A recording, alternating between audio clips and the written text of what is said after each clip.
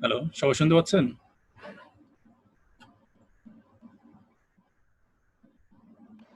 হ্যাঁ।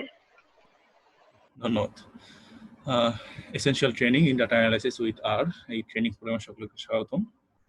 আশা করি সকলেই ভালো আছেন। চলুন তাহলে শুরু করে দিই আজকের ক্লাস।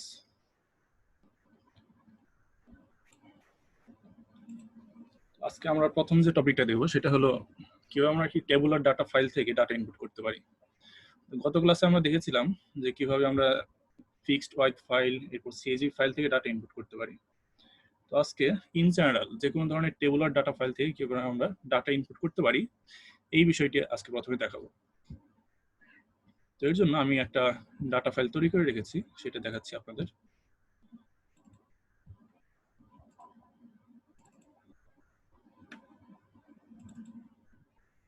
এটি হলো আমাদের ট্যাবুলার ডাটা ফাইল। এটি যদি খেয়াল করে দেখেন এটা কিভাবে তৈরি করা। প্রথম যে লাইনটা সেখানে আমাদের কলামের হেডিং গুলো আছে, নেম, দেন একটা স্পেস, দেন রোল, এরপর একটা স্পেস, দেন মার্কস। এবার প্রতিটা ডাটাকে স্পেস দিয়ে ভাগ করা, রহিম স্পেস দিয়ে তার রোল, স্পেস দিয়ে তার মার্কস। তো এইভাবে এই টেবুলার ডাটা ফাইলটা তৈরি করা হয়েছে। তো এখন আমরা এই টেবুলার ডাটা ফাইলকে আমরা আর স্টুডিওর মধ্যে ইম্পোর্ট করতে চাই। তো এর জন্য আমাদের যে কমান্ডটা সেটা হলো প্রথমে লিখতে হবে এটা আমি কি নামে আর এর মধ্যে জমা রাখবো সেই নামটা। সাপোজ আমাদের ডাটা ফাইল এই নামে জমা রাখবো, এবং এই ক্ষেত্রে যে কমান্ডটা ইউজ করতে হবে সেটা হলো read.table, read.csv, read.fwf, এরকমই একটা কমান্ড হলো read.table। আর্গুমেন্ট গুলো আগের মতোই, প্রথমে আমাদের লিখে দিতে হবে সেই ফাইলের লোকেশন। আমাদের সেই ফাইলটা আছে সি ড্রাইভের ডাটা ফোল্ডারের ভিতরে। তো আমি এখানে লিখে দেব কোটেশন মার্কের ভিতরে সি ড্রাইভ, তার ভিতরে ডাটা ফোল্ডার এবং ফাইলের নাম ছিল tabular.txt। আমি এটা লিখে দেব tabular.txt। এটা যদি ইন্টার দিই তাহলে দেখুন আমাদের ডাটা ফাইল নামে একটা ফাইল তৈরি হলো। এখন আমি যদি ডাটা ফাইলটা ওপেন করে দেখি তাহলে এখানে আমাদের লিস্টে দেখাচ্ছে। তবে এখানে একটি সমস্যা হলো যে আমাদের প্রথম যে লাইনটা সেটাকে সে ডাটা হিসেবে নিয়ে নিয়েছে। সেটা ছিল আমাদের কলামের হেডিং, কিন্তু সেটাই কলামের হেডিং হিসেবে না ধরে সে একটা ডাটা হিসেবে নিয়ে নিয়েছে। তো এই জিনিসটা ঠিক করার জন্য আমাকে আরেকটা আর্গুমেন্ট লিখতে হবে। ইনপুট করার সময় আমাকে বলে দিতে হবে যে আমি হেডিং ফাইলটা, হেডার লাইনটা চাই। তাহলে লিখে দিতে হবে header is equal two true. এখন আমি যদি ডাটা ফাইলটা দেখি তাহলে দেখুন সে প্রথম লাইনটাকে হেডিং লাইন হিসেবে নিয়ে নিয়েছে। তাহলে প্রথম কলামে হেডিং নেম, দ্বিতীয় কলামে হেডিং রোল, এইভাবে সে সুন্দরভাবে ডাটাটাকে নিয়ে নিয়েছে। এরপর আমি চাইলে ধরেন এখানে যেমন আমি স্পেস দিয়ে ডাটাগুলোকে আলাদা করে রাখছি, যেমন হলো যে আমি স্পেস না অন্য কোনো ক্যারেক্টার দিয়ে আমি ডাটাগুলো আলাদা করতে পারি। তো এই ধরনের একটা ফাইল তৈরি করে রেখেছি, দেখাচ্ছি আপনাদের। কারণ এই যে টেবিল ফাইলটা, এখানে ডাটাগুলো যদি খেয়াল করে দেখেন তাহলে এখানে প্রতিটা ডাটাকে কোলন দিয়ে সেপারেট করা, মানে হলো নেম, ওর কোলন দিয়ে রোল, ওর কোলন দিয়ে মার্কস, এইভাবে ডাটাগুলো সেপারেট করা। তো আমি এখন এই টেবিল ফাইলটাকে আমি ইনপুট করব। তো কমান্ড আগের মতোই, জাস্ট আমাদের কিছু চেঞ্জ করতে হবে, সেটা হলো ফাইলের নাম। ফাইলের নামটা হলো টেবুলার কোলন সেভ।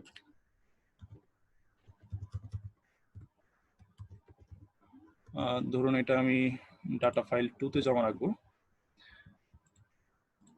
এবং আমি সেপারেটর হিসেবে এখানে কোলন ইউজ করেছি। তো এটা আমাকে বলে দিতে হবে, এটা বলার আর্গুমেন্ট হলো সেভ ইজ ইকুয়াল টু কোটেশনের মধ্যে বলে দেব কোলন, মানে হলো আমাদের এই যে ফাইলটা টেবুলার ফাইলটা এটা আমাদের সেপারেটর হিসেবে কোলন ইউজ করা হয়েছে।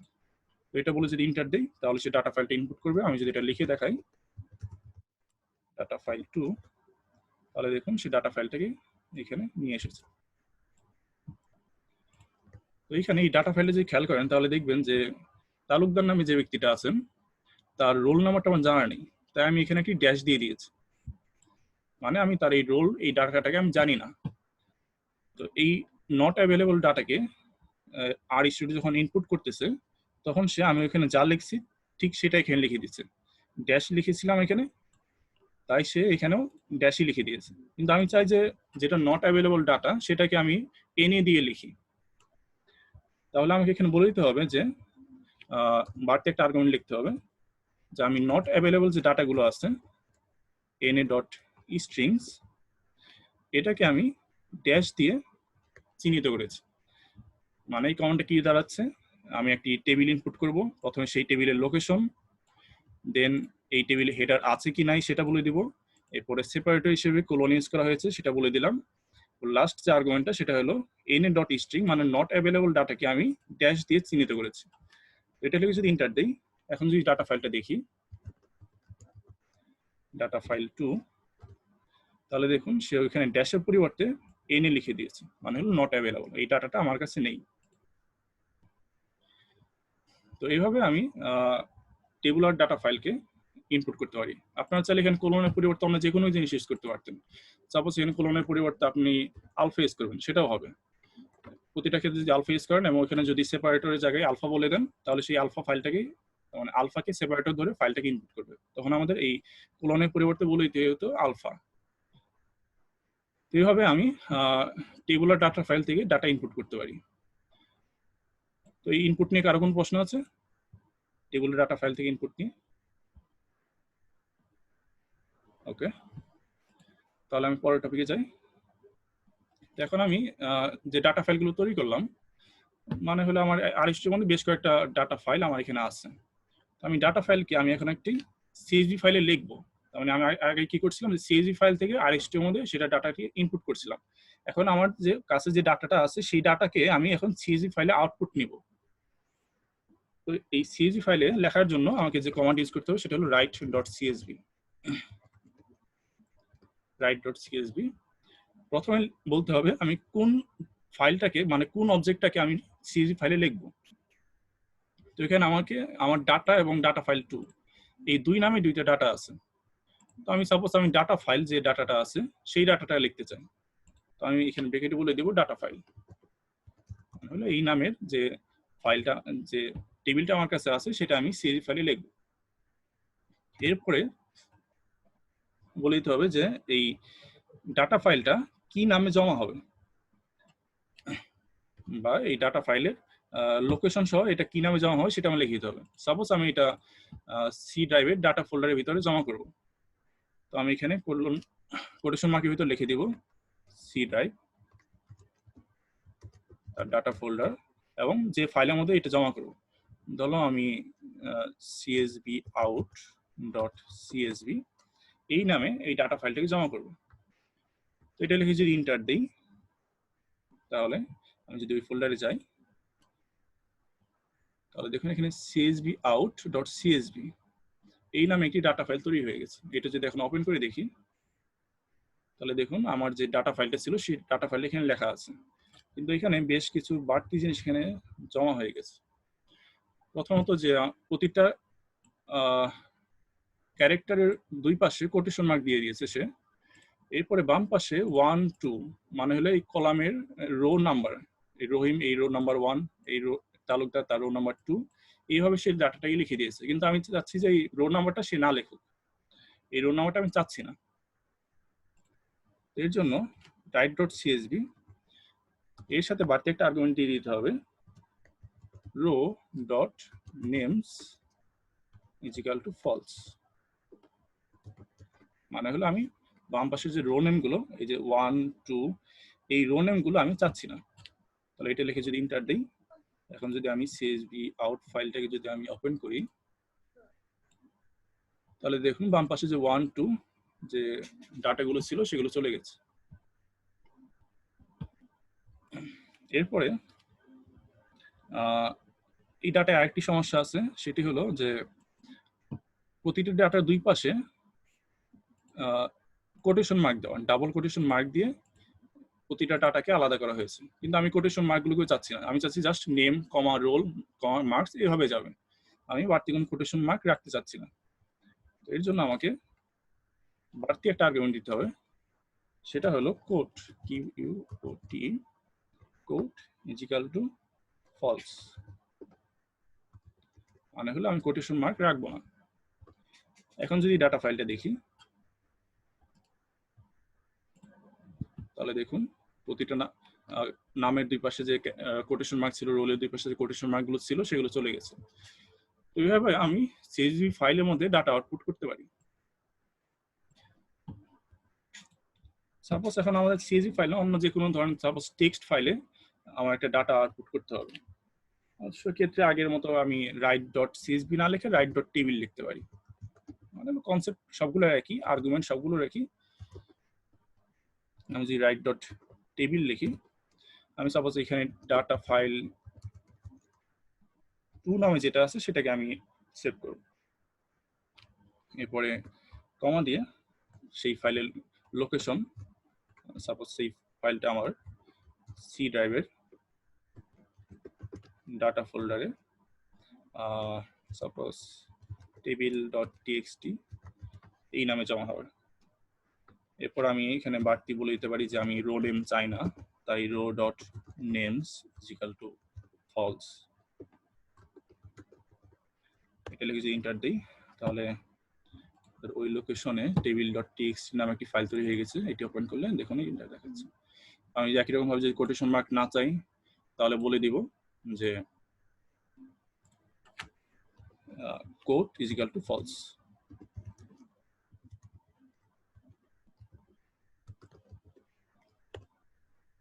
এখন যদি আমি ওই টেবিল এই ফাইলটা ওপেন করি, তাহলে আমার সেই ডাটাটা এখানে দেখাবে।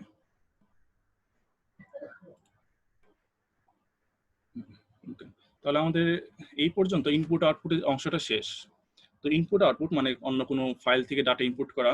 আমরা দেখছি এক্সেল ফাইল থেকে ডাটা ইনপুট, CSV ফাইল থেকে ডাটা ইনপুট, যে কোনো ধরনের টেবিল, মানে সেটা ফিক্সড ওয়াইড টেবিল হতে পারে, এরপরে কলাম সেপারেটেড টেবিল হতে পারে। তো এরকম বিভিন্ন রকম টেবিল থেকে ডাটা ইনপুট করা দেখিয়েছি আমরা। এরপরে দেখিয়েছি কিভাবে আমরা আমাদের বর্তমানে যে ডাটাগুলো আছে সেগুলোকে অন্য একটা ফাইলে লিখতে পারি। আমরা CSV ফাইলে ডাটা লিখতে পারি, এরপরে যে কোনো টেবিল ফাইলে আমি ডাটা লিখতে পারি। তো কারো কোন প্রশ্ন আছে এই ডাটা ইনপুট আউটপুট নিয়ে? ভাই আমার একটা ছোট্ট কোয়েশ্চেন মানে জানার ছিল যে আপনি একটা যখন ফর্মুলা বা একটা যখন লাইন লিখছেন ওটাকে আবার কপি করছেন, এইটা কোন শর্টকাট ইউজ করে করছেন? আচ্ছা, এটার জন্য জাস্ট আপনার কিবোর্ডের আপ অ্যারো যে চিহ্নটা, জি আপ অ্যারো, এই আপ অ্যারোটা চাপলেই আগের কমান্ডগুলো দেখাবে।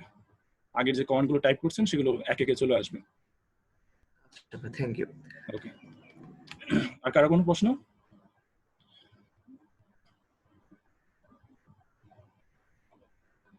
ওকে, তাহলে এখন আমরা আরেকটি টপিকে চলে যাই। সেটা হলো আমাদের বর্তমানে যে ওয়ার্ক স্পেসটা আছে, মানে দেখুন এখানে আমরা কিছু দূর কাজ করেছি, সেখানে কিছু আমাদের ডাটা ফাইল ইনপুট করা আছে। তো এখন আমি যদি এই r-টা কেটে দেই, তাহলে দেখুন দুইটা এখানে অপশন দেখায় যে আমি বর্তমানে ওয়ার্ক স্পেসটা সেভ করব কিনা। আমি যদি সেভ করি তাহলে এখানে যে ডাটা ফাইলগুলো আছে সেগুলো থেকে যাবে, আমি যদি ডন্ট সেভ দেই তাহলে এখানে ডাটা ফাইলগুলো চলে যাবে।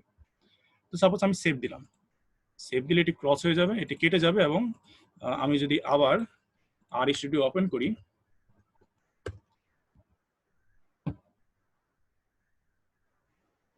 তাহলে দেখুন আমার আগের যে ফাইলগুলো সেগুলো এখানে রয়ে গেছে, ডিলিট হয়ে যায়নি। কিন্তু আমি যদি ডন্ট সেভ দিতাম তাহলে এই ডাটা ফাইলগুলো, তার বর্তমানে আমার যে কাজগুলো আছে সেগুলো মুছে যাবে।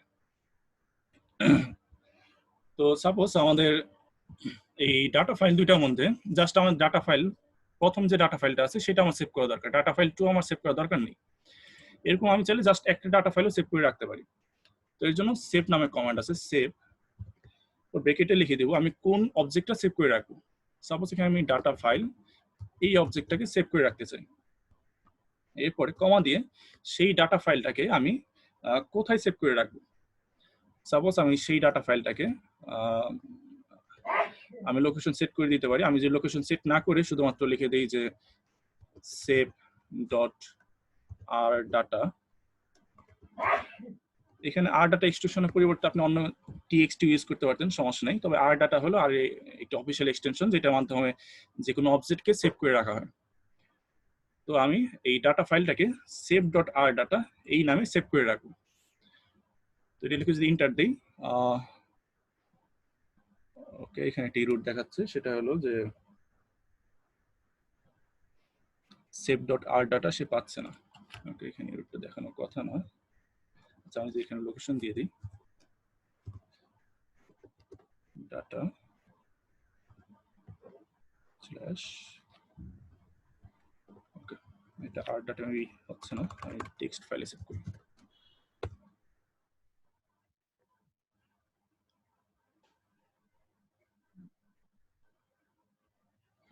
ওকে, এখানে মনে হয় আমার কমান্ডটা পেজে কোনো ভুল হচ্ছে, আমি একটু হেল্প নিয়ে দেখি। Help save,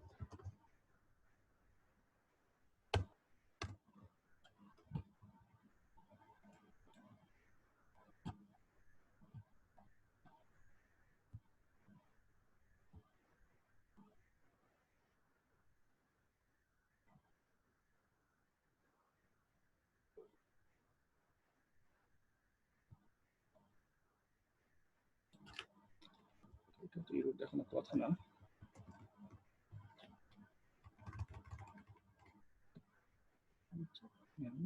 data file send.txt,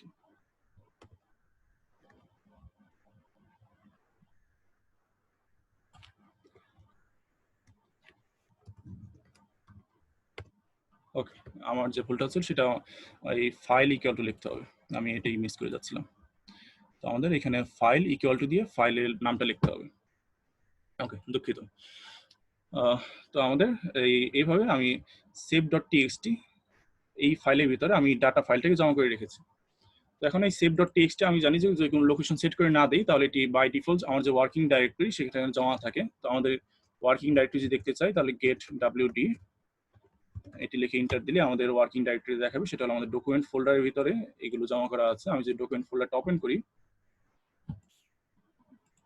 তাহলে দেখুন এখানে save.txt এই নামে একটি ফাইল তৈরি হয়ে গেছে। এই ফাইলটা যদি ওপেন করি, ভিতরে যে ডাটাগুলো আছে আমি কিন্তু একটা টেবিল রেখেছি, একটা ডাটা ফাইল রেখেছি, কিন্তু সেটাকে সে বিভিন্ন রকম এনকোডিং করে সেটাকে এখানে জমা রেখেছে। তো এটা একমাত্র আর স্টুডিও সেই পড়তে পারবে, অন্য কেউ এটা পড়তে পারবে না। তো আমি যদি এখন সাপোজ আমি এই উইন্ডোটা ক্লোজ করে দিই, আর স্টুডিও ক্লোজ করে দিলাম, এখন যদি আবার আর স্টুডিও ওপেন করি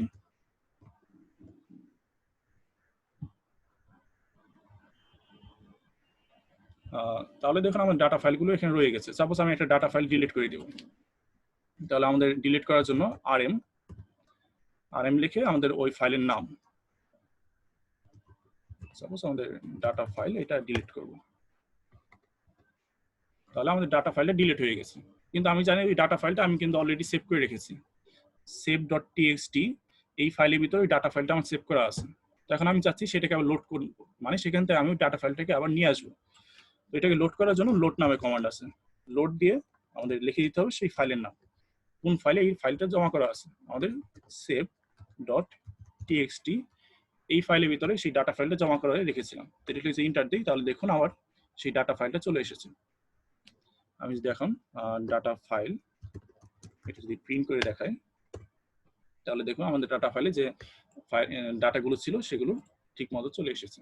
তো এইভাবে আমরা চাইলে যে কোনো অবজেক্ট যে কোনো ফাইলে সেভ করে রাখতে পারি, এবং পরবর্তীতে যদি কোনো কারণে অ্যাক্সিডেন্টলি বা যে কোনো কারণে হোক কোনো ডাটা আমি যদি ডিলিট করে ফেলি, সেটা পরবর্তীতে আমি সেটা সেখান থেকে আবার নিয়ে আসতে পারবো। ওকে, সাপোজ আমি এখন আরেকটা নতুন অবজেক্ট ক্রিয়েট করলাম, একটা ভেক্টর অবজেক্ট, সেখানে সাপোজ আমাদের কিছু ডাটা রাখা আছে। তো সাপোজ আমাদের বর্তমানে যে ডাটা ফাইল 2x যে অবজেক্টগুলো আছে সবগুলো অবজেক্ট আমি সেভ করে রাখতে চাই। তাহলে আমি দেখাই, আমি বললাম যে আমি ক্লোজ করার সময় এখানে অপশন দেখাবে, আমি যদি সেভ দেই তাহলে সেভ হয়ে থাকবে, আমি যদি ডোন্ট সেভ দেই তাহলে সেভ হয়ে থাকবে না। আমি সেভ দেই তাহলে বাই ডিফল্ট এটা ডট আর ডাটা নামে একটা ফাইলে জমা হয়ে থাকে। তাহলে এই আর ডাটা ফাইলটা যদি দেখি, সেটা দেখুন ডকুমেন্টের ভিতরে ডট আর ডাটা নামে একটি ফাইল আছে। তো মূলত এই ফাইলের ভিতরে এই আর স্টুডিও যে ওয়ার্ক স্পেসটা আছে সেটি জমা হয়ে আছে। তো পরবর্তীতে এটা ওপেন করলে আবার সেখান থেকেই সেই ডাটাগুলোকে নিয়ে নেয়। কিন্তু সাপোজ ধরলাম যে আমি ওই আর ডাটা ওই ফাইলে আমি ডাটাটা রাখবো না, আমি অন্য কোথাও ডাটাটা জমা করব। ওকে, তাহলে এর জন্য আমাকে লিখতে হবে save.image।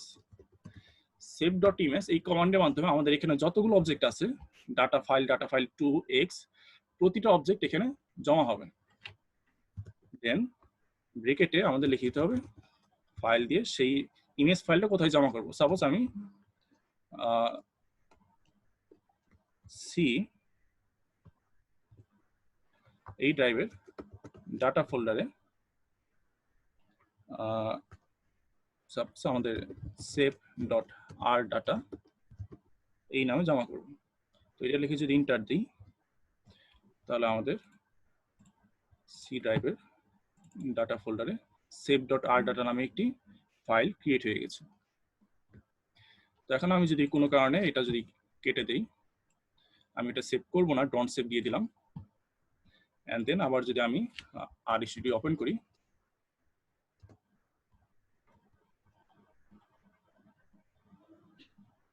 তাহলে দেখুন আমি যে নতুন এক্সট্রা তৈরি করেছিলাম সেটা এখানে সেভ করা নেই, কিন্তু আমি চাইলে সেটা লোড করতে পারি। তো লোড করার জন্য একই রকম কমান্ড লোড দিয়ে আমাদের সেই ফাইলের লোকেশনটা বলে দিতে হবে। তো সেই ফাইলটা আছে সি ড্রাইভের ডাটা ফোল্ডারে save.r ডাটা নামে ফাইলের ভিতরে। লোড দিলে দেখুন আবার সেই এক্স যে ডাটাটা আছে সেটা চলে আসছে। তো এইভাবে ওয়ার্কস্পেস আমরা সেভ করতে পারি, লোড করতে পারি। তো এই নিয়ে কারো কোনো প্রশ্ন আছে?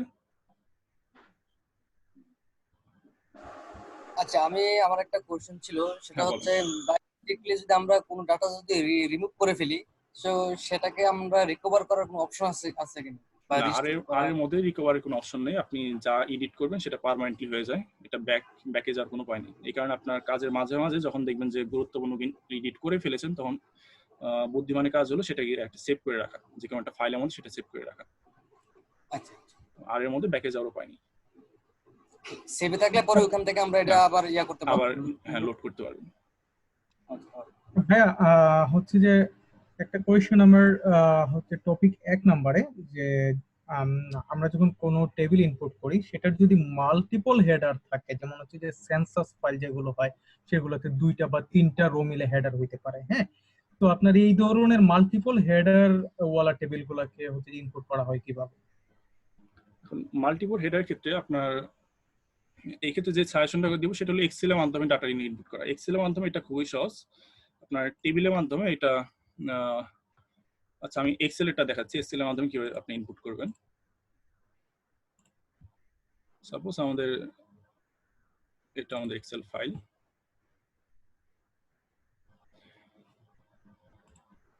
তো এখানে আমাদের header line 1, header line 2 and then এইভাবে এই ডাটাগুলো রাখা আছে।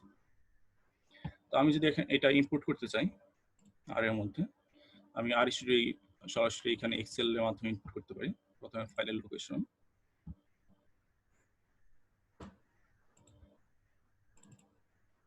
আমাদের এই ডাটা ইনপুট করব এন্ড দেন তো এই ক্ষেত্রে আপনার হেডার লাইন 1 কে সে একটা ডাটা হিসেবে নিয়ে নিয়েছে। তো এখানে আপনার রেঞ্জ বলে দিতে হবে যে আপনার কোথায় থেকে কোথায় পর্যন্ত আপনি ডাটা চান। সাপোজ এখানে নেম থেকে আপনার এই পর্যন্ত ডাটা চান, এটা আপনার রেঞ্জ বলে দিতে হবে যে B3 থেকে F7। এটা আগের ক্লাসে আমি দেখিয়েছি যে B3 থেকে F7 এখানে লিখে দিবেন B3 to F7। তো এইভাবে আপনার যদি একাধিক লাইন থাকে তাহলে আপনার প্রথমে যে লাইনগুলো মানে এক্সট্রা যে লাইনগুলো সেগুলো আপনি বাদ দিয়ে এই ডাটাগুলো ইনপুট করতে পারেন। তো এই ক্ষেত্রে আরেকটি স্কিপ অপশন আছে। তো আপনি যদি এখানে রেঞ্জ না দিতেন, ধরেন স্কিপ 2, তাহলে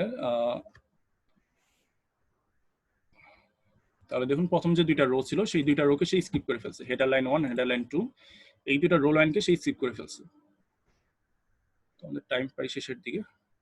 আচ্ছা, তো এই ক্ষেত্রে মানে আমি যা বোঝাতে যাচ্ছি সেটা হলো যে RStudio এর মধ্যে আপনার এক্সট্রা যে লাইনগুলো মানে হলো ডাটার মধ্যে এক্সট্রা যে লাইনগুলো মানে হেডার লাইন 1, হেডার লাইন 2, এটা কিন্তু আমাদের অ্যানালাইসিসে কোনো কাজে লাগবে না, জাস্ট এটা টেবিলে হেডিং হিসেবে এখানে জমা আছে। তো এইটাকে আপনার সরাসরি আর এর মধ্যে ইনপুট করতে পারবেন না, জাস্ট আপনার যেগুলো দরকার মানে হলো আপনার কলামের হেডিং এবং তার নামগুলো দরকার সেগুলো আপনি এখানে ইনপুট করতে পারবেন। তো আর এর মধ্যে বাড়তি কোনো আপনার এক্সট্রা কোনো ডাটা এখানে ইনপুট করা যায় না। তো হয়তো বা এটা অন্য কোনো প্যাকেজের মাধ্যমে কেউ এটা সমাধান করে থাকতে পারেন যে কিভাবে আপনার মাল্টিপল হেডার লাইন ইনপুট করা যায়। তো সেটা আপনার গুগল করে দেখতে হবে, সেটা থাকতে পারে। কিন্তু আপনি যদি এখন টেবিল রিড ডট টেবিল, যেটা কমান্ডটা আপনার দেখাইলাম, রিড ডট টেবিল, তো এটার হেল্পে যদি যান তাহলে এখানে মাল্টিপল হেডার ইনপুট করার জন্য কোনো অপশন নেই। হ্যালো, হ্যাঁ, কেউ প্রশ্ন করবেন? কেউ? জি, ওই আপনার একটু আমরা যে আপনার করার জন্য কথাটা tool স্পষ্ট লিখলাম। শোনা যাচ্ছে না, একটু আপনার ভলিউমটা আপ করুন। শোনা যাচ্ছে এখন? হ্যাঁ, এখন শোনা যাচ্ছে। আমরা যে স্কিপ করার জন্য টু লিখলাম, ওটা তো রো, প্রথম দুইটা রো কে স্কিপ করে ফেললো। হ্যাঁ। তো এখানে কি মানে শুধু টু লিখলে 1 2 পর্যন্ত সব স্কিপ করে ফেলবে? হ্যাঁ, এরকম 2 নাম্বার রো কিছু? হ্যাঁ 2 নাম্বার রো পর্যন্ত যা লেখা আছে দুইটাকে সে স্কিপ করে ফেলবে, দুইটাকে সে নিবে না। ওকে, আর আমরা যদি 3 লিখি তাহলে 3 পর্যন্ত সব হ্যাঁ, স্কিপ এই করে 3 ফেলবে। পর্যন্ত স্কিপ করে ফেলবে, সেই এখানে 4th রো থেকে ডাটাগুলো নিবে। ওকে, আর যদি কলাম স্কিপ করতে চাই সেক্ষেত্রে? এখানে সরাসরি কলাম স্কিপের অপশন নেই, সেক্ষেত্রে আপনার রেঞ্জ সিলেক্ট করে দিতে হবে, বলে দিতে হবে B3 to F7। Okay, thank you. Okay, ভাইয়া আমার একটা কোয়েশ্চেন ছিল। হ্যাঁ বলেন। ভাইয়া আমি যদি ধরেন মাঝখানে যদি কোনো রো আমি ক্যান্সেল করতে চাই তাহলে ওটা কিভাবে করব? হ্যাঁ, আমার ওই রোটা লাগবে না মাঝখানে। আচ্ছা, তো মাঝখানে রো আপনার এখানে ডাটা ইনপুট করার পরে আপনার যা যা লাগবে না সেটা আপনি চাইলে এডিট করতে পারবেন, ডিলিট করতে পারবেন। সেগুলো আপনার পরবর্তী ক্লাসে আমি ডাটা ফ্রেম নিয়ে বিস্তারিত আলোচনা হবে, তখন বলে দিব কিভাবে আপনার ওখানে বলে দিব যে কিভাবে আপনার রো ডিলিট করতে পারবেন, নতুন রো অ্যাড করতে পারবেন, কলাম ডিলিট করতে পারবেন, বা দুইটা টেবিল একসাথে আপনার জোড়া লাগাতে পারবেন। এই ধরনের আরো কিছু ফাংশনালিটি আছে, সেটা নেক্সট ক্লাসে আমরা দেখব। Thank you. তাহলে যে প্রশ্ন করছিলেন যে একাধিক হেডার লাইন থাকলে সেটা আসলে আর এর মধ্যে ইনপুট করার সরাসরি কোনো উপায় নেই। আপনার জাস্ট যেগুলো ডাটা দরকার সেগুলো ইনপুট করবেন, অ্যানালাইসিস করার পর সেটা আউটপুট করার পরে আপনার এক্সেল ফাইলে আপনার সেটা নিজের ইচ্ছা মতো ফরম্যাটিং করে নিতে পারবেন। ওকে, আর কারো কোনো প্রশ্ন?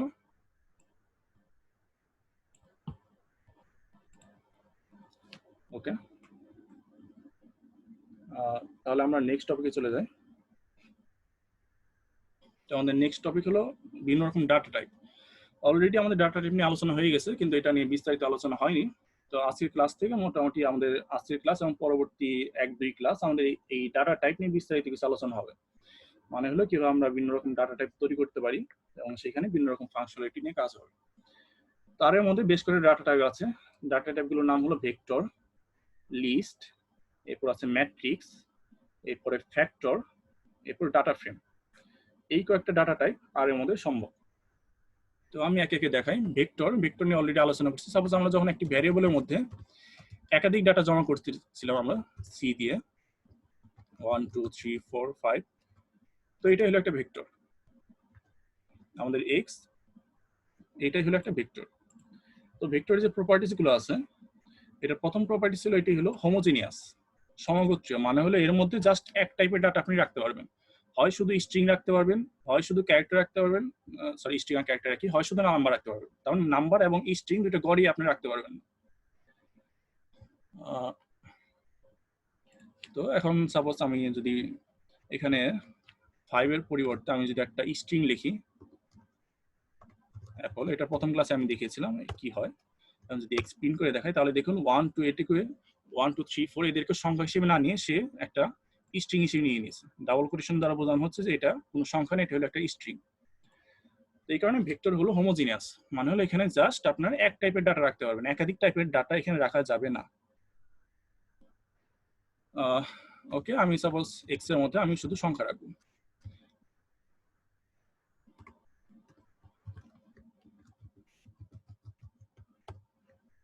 এরপরে আমি এখানে যে ডাটাগুলো রাখা আছে, আচ্ছা আমি ডাটাগুলো একটু অন্য ডাটা রাখি, তাহলে আমাদের পরবর্তী এক্সাম্পল দিতে সুবিধা হবে। 40 36, ওকে, এক্স এর মধ্যে এই তিনটা ডাটা রাখা আছে 40 30 36।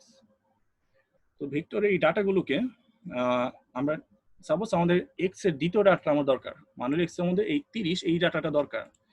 তো এটাকে সিলেক্ট করার যে নিয়মটা সেটা হলো এক্স লিখে থার্ড ব্রেকেট এখানে বলে দিতে হবে যে কত নাম্বার পজিশনে ডাটা আমার দরকার। 30 আছে আমার 2 নাম্বার পজিশনে, তো আমি থার্ড ব্রেকের মধ্যে বলে দিব 2। তো এটা লিখে যদি ইন্টার দেই তাহলে দেখুন সে জাস্ট 30 প্রিন্ট করে দেখাবে। আমার সাপোজ 36 দরকার, x এর জাস্ট 36 এই ভ্যালুটা আমার দরকার, তাহলে আমি বলে দিব 3। তাহলে জাস্ট 3 নম্বর পজিশনে যে ডাটাটা আছে 36 সেটি প্রিন্ট করে দেখাবে। এইভাবে আমরা তো এই যে মেথডটা কোন একটা ভেক্টরের নির্দিষ্ট কোনো এলিমেন্টকে সিলেক্ট করা, এটাকে বলা হয় ইনডেক্স। মানে হলো ইনডেক্সিং, মানে হলো আমি যে কোনো ইনডেক্স ব্যবহার করে আমি যে কোনো ডাটাকে সিলেক্ট করতে পারি, যে কোনো এলিমেন্টকে আমি সিলেক্ট করতে পারি।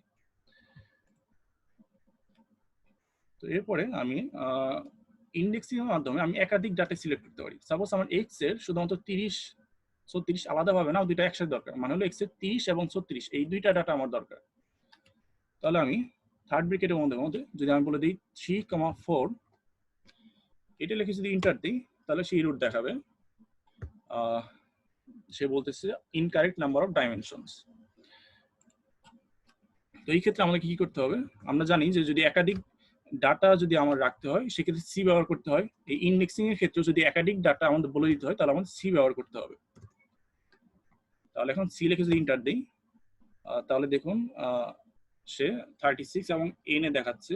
তো এন এ দেখানোর যে কারণটা, কারণ আমাদের ফোর্থ কোনো ডাটা এখানে নেই, আমাদের এখানে 3টা ডাটা আছে 1 2 3। 4 নম্বর পজিশনে কোনো ডাটা নেই, তাই এখানে বলেছে 3 নম্বর পজিশন 36 আছে, 4 নম্বর পজিশন নট অ্যাভেলেবল, মানে 4 নম্বর পজিশনে কোনো ডাটা নেই। আমি যদি এখন 3,2 দেই তাহলে 3 নম্বর পজিশন আছে 36, সেটি প্রিন্ট করে দেখালো। 2 নম্বর পজিশন আছে 30, তো সেটি এখানে প্রিন্ট করে দেখালো। তো এইভাবে আমরা ইনডেক্সিং এর মাধ্যমে কোনো একটি ভেক্টরের নির্দিষ্ট কোনো ডাটাকে আমি নির্দিষ্ট কোনো এলিমেন্টকে আমি সিলেক্ট করতে পারি। এরপরে ভেক্টরে আমি আরেকটা কাজ করতে পারি, সেটা হলো আমি যে ডাটাগুলো আছে 40 30 36 এদের ইনডেক্সিং এর জন্য আমি নাম ব্যবহার করতে পারি। মানে হলো 40 কে আমি নির্দিষ্ট একটা নামে ডাকবো, 30 এই ডাটাকে আমি নির্দিষ্ট একটা নামে ডাকবো, 36 এই ডাটাকে আমি নির্দিষ্ট একটা নামে ডাকবো। তো এই ক্ষেত্রে আমাকে নেমস ব্র্যাকেটে কোন ভেক্টরের আমি নেম সিলেক্ট করব, সেটা যেমন আমাদের এক্স ভেক্টরের নেম বলতে হবে। তাই এখানে ব্র্যাকেটে এক্স ইকুয়াল টু আমাদের যে নামগুলো হবে সেগুলো এখানে লিখে দিব। আমাদের সাপোজ আমি প্রথম ডাটার নাম দিলাম সাপোজ রহিম, দ্বিতীয় ডাটার নাম দিলাম করিম, তৃতীয় ডাটার নাম দিলাম সাপোজ আরিফ। আমি ডাটাগুলো নিশ্চয় নাম দিতে পারি।